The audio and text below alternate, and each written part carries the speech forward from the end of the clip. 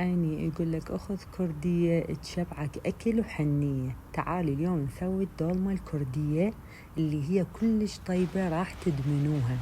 أول شغلة نخلي تمن خازلته كل زين ومنقعته قبل مدة، وأخلي شمنت وبصل أخضر ومعدنوس، بعدين أضيف لبن بدال المعجون وملح وفلفل أسود ولمن دوسي، وبعدين هنا حمست اللحم واللية وخليتهم فوق المكونات سوا. بعدها نخلطها خلطة زينة لحد ما يتجانسن المواد كلها مع بعض بهالشكل. نتأكد من الملوحة والحموضة الأمور تمام. نبدي نلفها. هنا الخضار قليتها على النص، بعدين نحشيها نخليها بهالشكل هذا طبقات من الخضار اللي انتو حابين تضيفوها.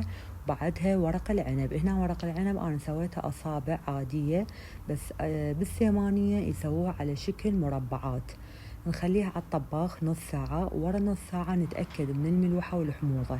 إذا زينة تمام نضيف بس اللبن، وإذا منقصة حامض نخلي لما ندوز ويا اللبن ونخليها على النار، على نار هادئة ساعة تقريبا.